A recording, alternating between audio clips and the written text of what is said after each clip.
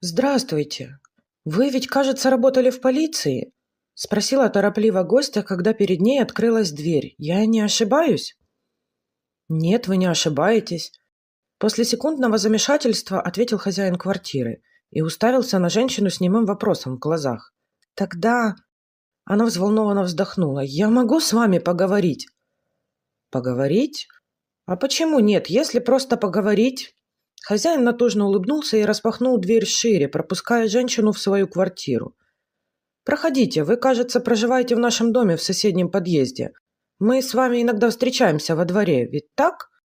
«Все правильно, мы с вами соседи по дому». Она смело переступила через порог, затем вдруг замерла и осторожно спросила. «А ваша жена не будет против?» «Против чего?» «Против того, что мы с вами уединимся». «Уединимся?» – удивился хозяин. «Зачем нам уединяться? Ну не можем же мы говорить о моем деле при вашей супруге». «О вашем деле?» – он с недоумением посмотрел на гостью. «Вообще-то жены сейчас дома нет, но, если честно, я не понимаю. Вы пришли ко мне по какому делу?» «Я пришла к вам как к бывшему полицейскому», – сказала она, сделав акцент на последнее слово. «Это я понял, но что вам от меня нужно конкретно? Какой-то совет?» «Мне не нужны советы, мне нужна помощь». «Помощь?» Бывший полицейский недовольно покосился на дверь, уже сожалея, что впустил в дом эту особу. «Но ведь я на пенсии, я сейчас ничем не смогу вам помочь». «Вы меня не поняли. Мне нужна ваша помощь как специалиста. Я вообще-то сама сначала хотела обратиться в отделение полиции, но потом я подумала, что там меня слушать точно никто не будет. Там же работают одни мужчины». «А я что, по-вашему, женщина?» «Ну нет, конечно, я же обращаюсь к вам за помощью, как к соседу. Вы не против?» «Ну, если я смогу чем-то помочь», — пробормотал неуверенно хозяин. «А что случилось?» «Случилось ужасное. Мне кажется, что мой муж мне изменяет». «Что?» Бывший полицейский удивленно вскинул брови. «Вам кажется, что ваш муж ходит налево, и поэтому вы пришли ко мне? Для чего? Чтобы я вам отыскал вашу соперницу? А вы можете?» — почему-то испуганно спросила она. «Нет, конечно», — скривил он лицо. «Я так и думала, поэтому мне бы хотелось, чтобы вы, как профессионал, проанализировали действия и поступки моего мужа и сказали мне точно, он изменщик или нет. Чтобы я проанализировал?» Хозяин внимательно посмотрел на эту странную женщину, пытаясь понять, не больна ли она. «С какой стати я должен что-то анализировать?» «Ну как с какой? Вы же, полицейские, постоянно анализируете». «Что мы анализируем?» «Ну эти...» Она пожала плечами. «Поступки людей, которых вы подозреваете в совершении преступления. Я же смотрю про вас сериалы, знаю, как вы работаете. Вот, я подозреваю своего мужа в преступлении против семьи. Мне кажется, он завел себе женщину на стороне. Вам кажется или вы точно уверены?» «Пока только кажется». Хозяин недовольно поморщился. «В этом плане я могу вас успокоить. Половине замужних женщин на нашей планете кажется, что их мужья завели себе женщину на стороне. И что? Как что? Раз женщине кажется, значит, это не просто так. Скажите, а ваш муж, он какой из себя?» — спросил вдруг хозяин. «Напомните мне внешность, я хочу его вспомнить. Я знала, что вы захотите увидеть его физиономию, и сразу принесла вам вот это». Она поспешно достала из кармана несколько фотографий мужа и протянула хозяину. «Здесь мой муж во весь рост. Здесь крупным планом. В профиле анфас. Я же знаю, какие вам нужны фотки. Я детективы смотрю регулярно». «Да?» От этих слов он чуть не рассмеялся, но сдержался и стал разглядывать фото. «Так, что мы видим на снимках?» «Хороший мужчина, добрый и веселый, порядочный семьянин. Любит свою жену и никогда ей не изменит». Хозяин вернул гостю фотографии. «Никогда не изменит». «И все?» — спросила она разочарованно. «Да, и все. Можете быть спокойны, внешность этого мужчины внушает доверие. И поэтому я могу с уверенностью заявить, что он вам верен». «Ну зачем вы сразу начинаете его выгораживать?» — воскликнула она возмущенно. «С чего вы взяли, что он мне верен? У него что, на лбу написано, что он верный муж? А с чего вы взяли, что он вам изменяет?» — задал ей встречный вопрос бывший полицейский. «А с того, что в последнее время мой муж стал каким-то другим. Он вдруг ни с того ни с сего стал очень придирчиво относиться к своей внешности. Раньше его в парикмахерскую не загонишь и сменить рубашку не заставишь. А теперь он сам стал замечать, что у него ботинки не чищены и штаны мятые. А когда я его прямо спросила, для кого это он так наряжается, он сказал: «Для тебя, дорогая, представляете?» И что вас удивило? Но потом он добавил: «Теперь я слежу за тобой, потому что боюсь, как бы ты мне не начала изменять». Ужас! Почему ужас? Раньше он на темы измен вообще со мной никогда не говорил. А тут вдруг на тебе вспомнил, что супруги могут изменять друг другу. С чего это вдруг? Это же первый признак того, что у него рыльца в пушку. Вот скажите честно, разве я похожа на женщину, которая может изменить мужу? Вы? Да, я. Если честно, то да, вы похожи. Что? Она в ужасе уставилась на него. Вы что себе позволяете? Почему это я похожа? Потому что он осекся. Если я начну говорить правду, вам это не понравится. Нет уж, вы скажите, раз начали. Хорошо. Есть в вас что-то такое, что может заставить мужчин смотреть на вас с вожделением, сказал он уклончиво. И еще у вас такой яркий, манящий макияж. Вы хотите сказать, что и вы? Она все еще таращила на него удивленные глаза. Вы тоже смотрите на меня с вожделением? Нет, скорее воскликнул он, я порядочный семьянин. Вдруг на этих словах распахнулась незапертая на ключ дверь, и в прихожей появилась супруга бывшего полицейского. Она вошла, грозно уставившись сначала на гостью, затем перевела гневный взгляд на мужа. «Что здесь происходит?» — с выдохом спросила она. «Я что-то не понимаю». «Здравствуйте», — испуганно поздоровалась гостья. «Я пришла к вашему мужу по делу». «Я спрашиваю, кто это?» Жена хозяина, не обращая внимания на гостью, сверлила мужа убийственным взглядом. «Не успела я выйти на 5 минут, как ты уже охаживаешь какую-то лохудру? Вы что себе позволяете, женщина? Вы что себе позволяете, женщина?» — воскликнула возмущенно гостья. «Какая я вам лохудра? Как вы смеете меня так называть?» «Я-то как раз смею». Хозяйка перевела взгляд на гостью. «Ты думаешь, я не слышала, что ты сейчас тут говорила моему мужу? Видишь ли, смотрит он на тебя с вожделением. Совсем стыд потеряла? Сама пришла навязываться. Я ведь тебя знаю. Я давно тебя в нашем дворе приметила. Как ты глазами на мужиков стреляешь». «Кто? Я?» Чуть не задохнулась гостья от возмущения. «Стреляю? Да, ты. Хоть бы своего мужа постеснялась.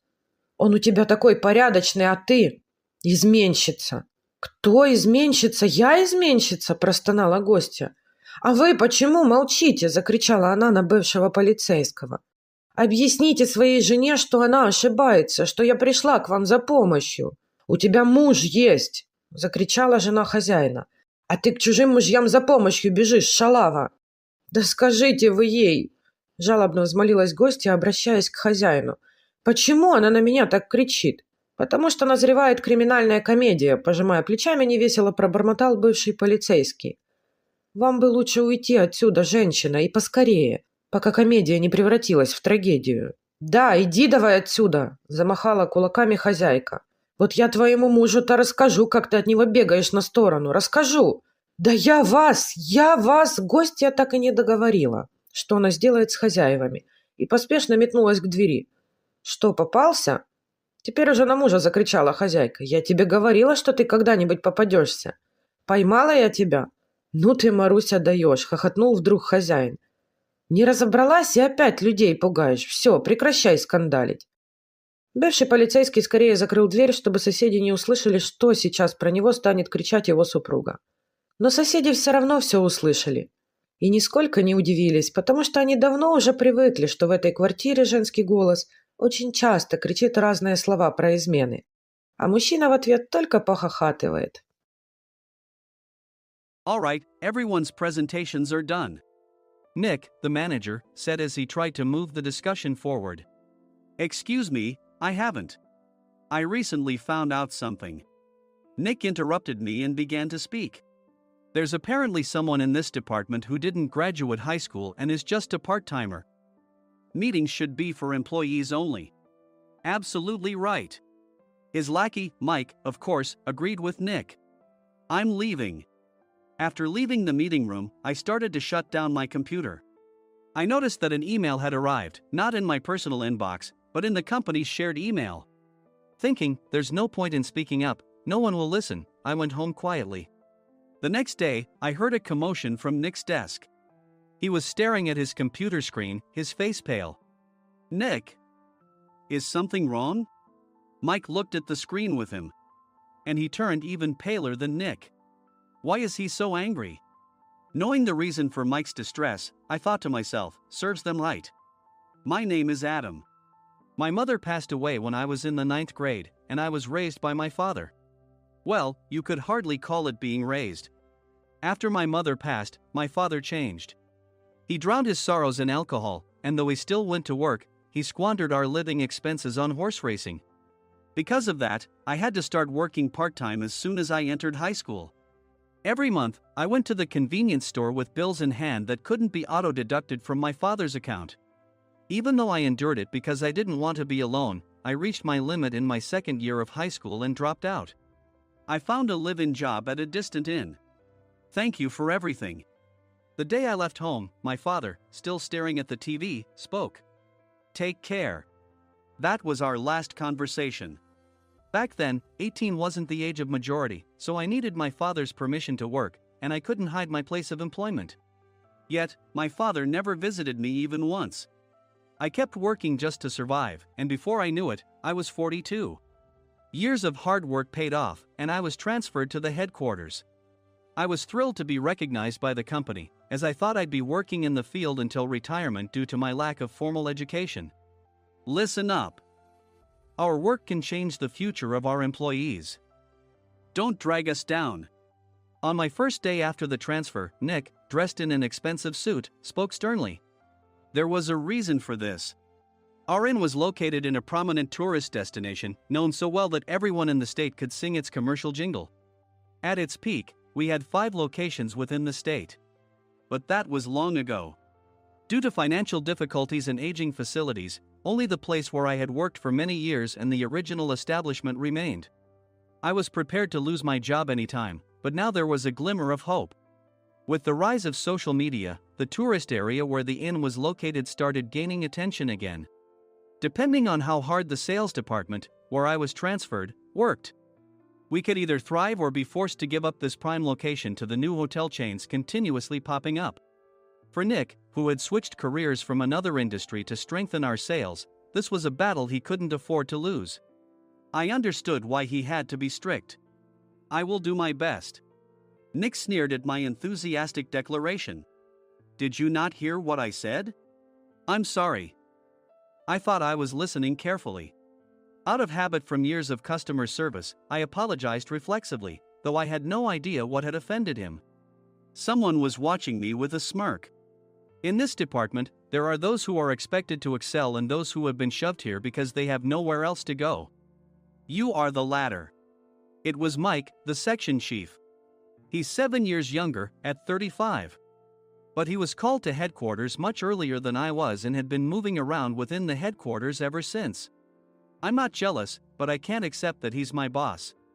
Graduating from a prestigious university, he has an unusually high pride and caused many problems as a newbie, making things very difficult for me when I was the front desk leader. When I found out Mike was transferred to the sales department a month before me, I was disheartened. Mike is right. With just a middle school diploma, there's not much you can do. Don't even think about achieving results. As if I didn't exist, Nick remarked, I'm thirsty. Mike eagerly ran to the coffee maker. It seems Mike is Nick's lackey. I regretted being happy about my transfer to headquarters, wishing I had stayed on site forever. Send a direct mail to every company on this list by the end of the day. Nick only assigned me tasks that even a new graduate could handle. What? There are over 1,000 companies. You want me to send to all of them by today? Yes, if you and your fellow misfits split the work, even those with nowhere else to go should finish by today. I glanced at the employees typing away expressionlessly. They were worn out from customer service, only thinking about leaving on time, or were women reassigned after having children, with zero motivation for work. Even Sam, a new graduate from the same university as Mike, who was supposed to be among the expected achievers, had no enthusiasm for the job, having joined the company wanting to do customer service. I don't care what they say, I plan to quit anytime, he said. Only Nick and Mike were highly motivated, making all the decisions between the two of them. I originally only wanted to work at the inn to survive and had no particular attachment to this job. I swallowed my words, thinking I had no right to reprimand them. About a month after the transfer, Nick told us with a frustrated look. To commemorate the 50th anniversary, we've decided to create a plan exclusive for one group per day. Originally, Mike and I were supposed to come up with it, but our president, Mr. Thompson, insists on hearing everyone's opinions. So, you all get a chance. As Nick explained, Mike began handing out prints. Make sure not to embarrass Nick. If your ideas are half-baked, you'll have to redo them. It seemed that they had printed his handwritten notes by Mr. Thompson, which included several questions and a section for free responses. It made sense why Nick had to seek our input, given that all responses had to be submitted to Mr. Thompson. We were given a week to think about it, and a meeting was scheduled to compile our ideas. My plan is to let guests enjoy both the old and modern America. Nick began the presentations. Guests would watch a master confectioner at a nearby traditional sweet shop make sweets in front of them. The welcome drink would be premium tea in a bottle. Nick's plan was certainly attractive. After his presentation, Nick called on us to present in the order we were seated. Just as I stood up for my turn. All right, everyone's presentations are done. Excuse me, I haven't. I recently found out something. Nick interrupted me. There's someone in this department who didn't graduate high school and is just a part-timer. He was likely talking about me. I joined the company as a part-timer and was made a full-time employee when I turned 20. That was 20 years ago, so Nick and Mike probably had no chance to know until recently. Meetings should be for employees only. Absolutely right. After that, Nick kept creating opportunities to solicit everyone's opinions, purposefully excluding me from speaking. The meeting unexpectedly heated up and went past the scheduled end time. A few people asked to leave, and the discussion continued with the remaining few. Still here? Normally, you'd leave in that situation. Though I had no attachment to the job initially, hearing kind words from customers made me want to make them happier. For someone like me, with nowhere to go, the inn was my home and customer service was my life. I felt pathetic about my current self. I'm leaving. I left the conference room and started shutting down my computer. I noticed an email had arrived, not in my personal inbox, but in the company's shared email. Thinking no one would listen to what I had to say anyway, I quietly went home. The next day, while preparing the DM as instructed, I heard a commotion from Nick's desk. In his haste to stand up, he hit his knee on the desk. He stared at his computer screen, his face pale. Nick! What's wrong? Mike, thinking he should be the first to rush over, approached Nick while still wearing his coat. He peered at the screen with Nick. And he turned even paler than Nick. Why is he so angry? Who is responsible for this company? Nick, more irritated than ever, asked, and Mike answered without checking. Probably Sam. Sam wasn't there because he was attending a morning training session for new hires. Nick gave up on getting angry and returned his gaze to the screen. They were looking at an email that arrived right after the end of the working day yesterday. Apparently, no one, including me, had checked it before leaving. The email was from a large company that used us for their annual employee trips. The president and executives of that company also frequently used our services personally. President of the company, Mr. Mason himself, had declared that neither he nor his company would ever use our services again. Well, some companies cancel their employee trips or stop using our services due to financial struggles. Let's just move on. Mike kept wiping the sweat from his forehead with a handkerchief. Knowing why Mike was so agitated, I quietly watched their interaction. Do you know how much revenue we get from that company? We can find other guests to fill the rooms, but we'll lose the banquet costs, gift shop revenue, rental car fees, and more. Moreover, the gifts were supposed to be prepared by the traditional confectionery shop involved in Nick's proposed plan. If it's known that we incurred such a huge loss at this critical time, Nick's position in the company would be jeopardized. Nick took a deep breath, seemingly trying to calm himself. All right, Mike. Go to New York right now and apologize to Mr. Mason. What? You're coming with me, right? I have urgent work to do. I trust you, which is why I'm entrusting this to you. Please. Mike, believing Nick's sincerity, agreed with a determined look on his face, saying, yes. That's Nick for you. Even if Mike went to apologize, Nick would shift all the blame onto him if the client didn't change their mind. Well, it was Mike's fault to begin with, so it served him right. About 3 hours later, Sam answered a call from somewhere and repeatedly apologized, saying, I'm very sorry. Everyone watched to see what was happening. After ending the call, he informed Nick with a weary tone. When Mike arrived at the client's company, he only made things worse, further infuriating Mr. Mason. He was demanding, get his boss here immediately. It was no wonder Sam was exhausted, dealing with such a call right after returning from training. What is that idiot doing? Alright, Adam, you're coming with me. If sacrificing Mike didn't work, then I must be next. Normally, I'd want to refuse at all costs, but I saw an opportunity in this situation. If I can be of assistance, I'd be happy to join you. I obediently followed Nick, and we flew to New York. When we introduced ourselves at the reception, it became clear how serious the situation was. As the receptionist personally escorted us to the president's office. Angry voices leaked through the door, making both Nick and me uneasy. Excuse me. I'm Nick, the supervisor. I understand my subordinate has caused you trouble, and I deeply apologize. Nick, with his experience in the corporate world, knew enough to offer an apology before excuses. However, his customer service skills left much to be desired. I sighed as I saw Mike trembling like a small dog in the corner of the room. What kind of training are you giving your subordinates? Mr. Mason glared at Nick with a red face. The intensity of his gaze made even Nick take a step back. Regrettably, I joined this company only 2 years ago and was unaware of Mike's issues. I should have identified his shortcomings sooner. Indeed. I should have realized sooner. No sensible person would come to apologize and then give a lengthy presentation on the drawbacks of not using their in. Nick froze, his mouth slightly open. Suspecting the worst, I picked up the documents that had fallen to the floor. It seemed Mike hastily prepared these documents on the plane, listing the disadvantages. Disadvantage 1: if you change the venue for the company trip, employees might suspect it's for cost-cutting reasons, leading to a negative impression.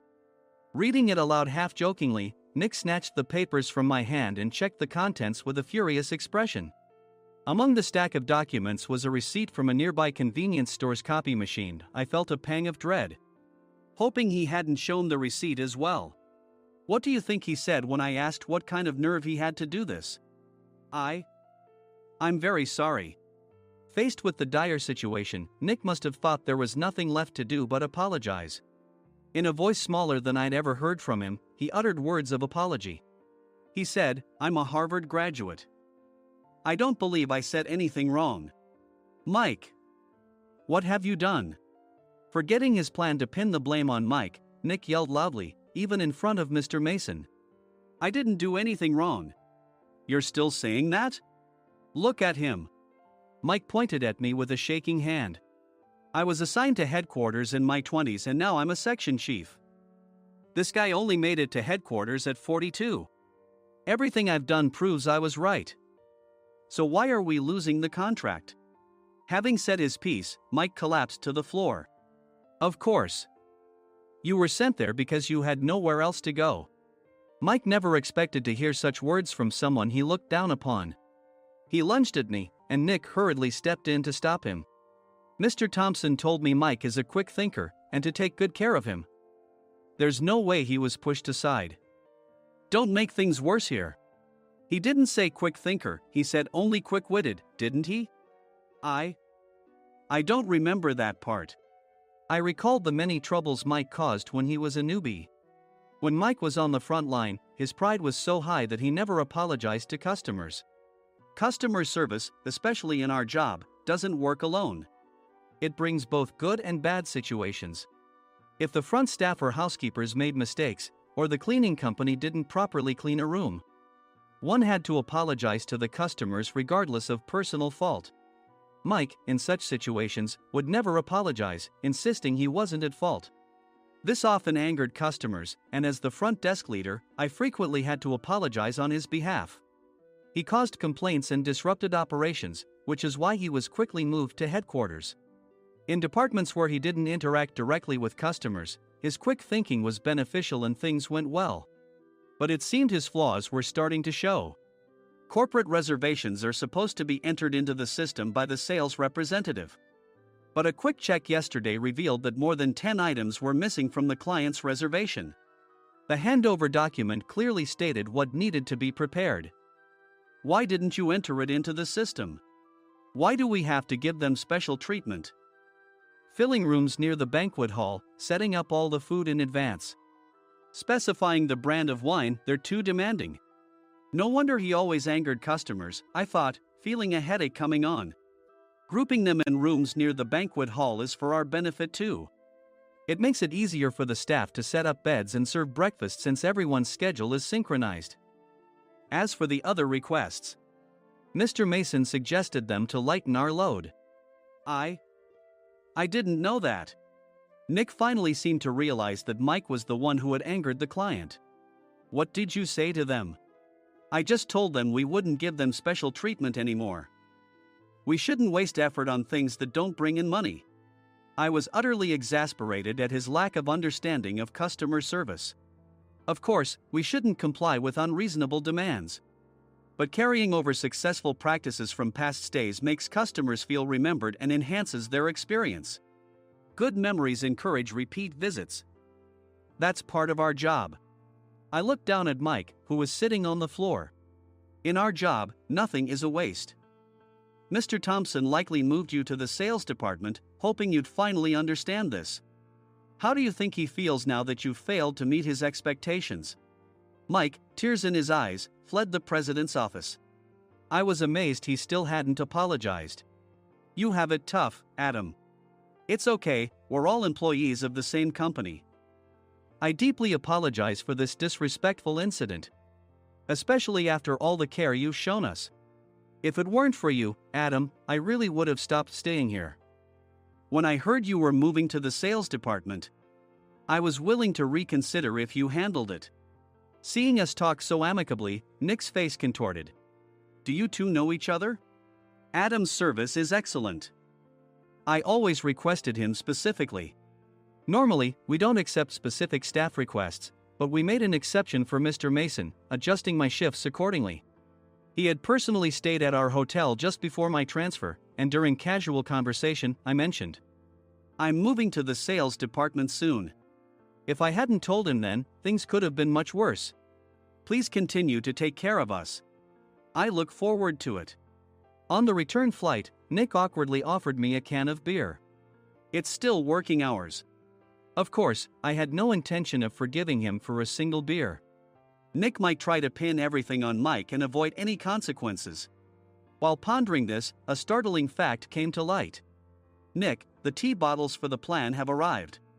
I handed Nick a bottle labeled with our inn's name. They look good. What are you talking about?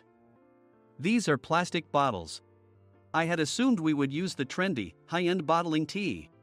But what arrived were ordinary plastic bottles of tea with customized labels. The only unique aspect was the label, which had the inn's name, making it look customized. Upon further investigation, I discovered that a substantial amount of money was set to be paid to the tea company. It was priced like bottling tea. Does this plastic bottle really cost $100 each? The tea inside is specially blended for us. The extra cost is for that. Wouldn't it be better to use another tea company? Or is there a specific reason we must use this one? As Nick continued to make excuses, I showed him a printed email. I informed the tea company's president, Mr. Mitchell, that we discovered irregular payments and he confessed. He said you two were high school classmates and planned to split the extra money. That idiot. Why did he confess? That's not important. You should worry about yourself, this could turn into a police matter. Opening the bottle cap, I suggested. How about calming down with this tea? It supposedly has a relaxing effect. Nick drank the tea frantically. In the following days, decisions were made about their fates.